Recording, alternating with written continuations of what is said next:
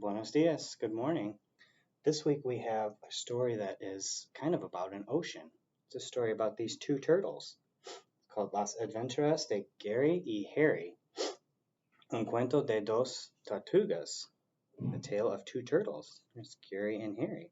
Looks like they're swimming in the ocean.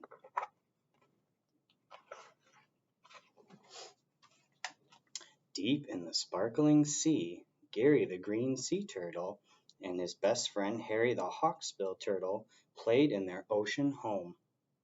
Each day they would swim to the surface and happily dive beneath the waves. Gary and Harry loved their carefree life in the sea and liked to visit their many ocean friends like Olivia the octopus and Lori the lobster and even Herman the grumpy old hermit crab, who was really nothing but a big softy under that crusty old shell. Oh, he does look kind of grumpy.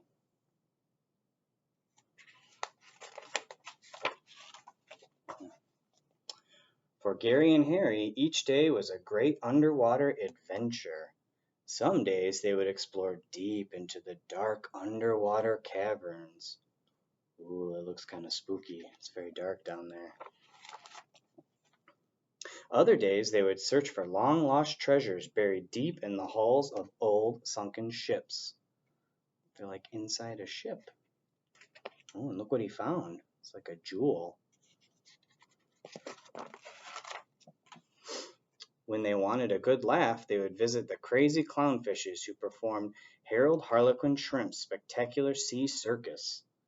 Ooh, they're like a circus. Look, there's like a clown.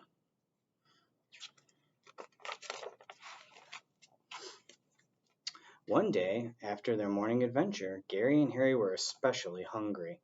As always, it was difficult deciding what to have for lunch since they had very different tastes in food. How about a salty seaweed salad made of fresh algae? Gary suggested.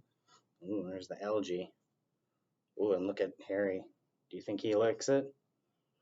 He says, algae? Yuck! Harry replied, making a face. I'd rather have a tasty jellyfish.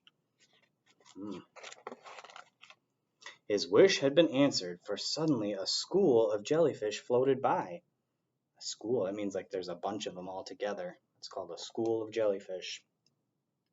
Wow, look at all those jellyfish.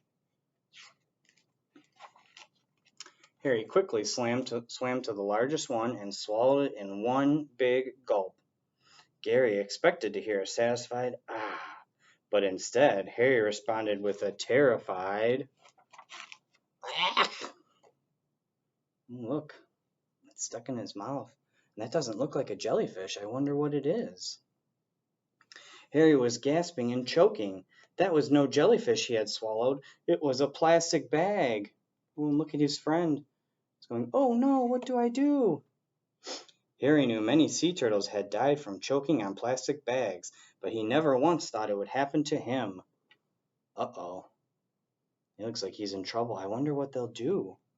Seems like a big problem. Harry desperately tried everything to remove the plastic bag, but it just wouldn't come out. His life flashed before him. Luckily, Gary had just completed his turtle safety class, and by using the Heimlich maneuver, the plastic bag flew right out of Harry's throat. Look, he's doing the Heimlich maneuver. He's like pushing on his stomach, and it made the bag go pshh and fly right out. Phew, that was close, Harry said while catching his breath. How did a plastic bag get in the ocean anyway? How else? Gary answered. The humans. Well, they need to be more careful to keep their trash out of our homes, Harry said angrily. Gary couldn't agree with him more. Suddenly, Harry's stomach rumbled. All the excitement worked up his appetite. Well, I'm starving, he told Gary. Let's get lunch. Just then, a beautiful jellyfish floated by. Look, Harry, just what you asked for, lunch. After what Harry had been through, suddenly jellyfish didn't seem very appealing. Maybe I'll try one of those salty seaweed salads. Gary's face quickly lit up. Well, I know the perfect place to go, he said excitedly. He's kind of nervous about eating a jellyfish now after he choked on that bag. And with a flick of their flippers, they quickly dove through the crystal blue water, eager to enjoy a nice, delicious, relaxing lunch. The end.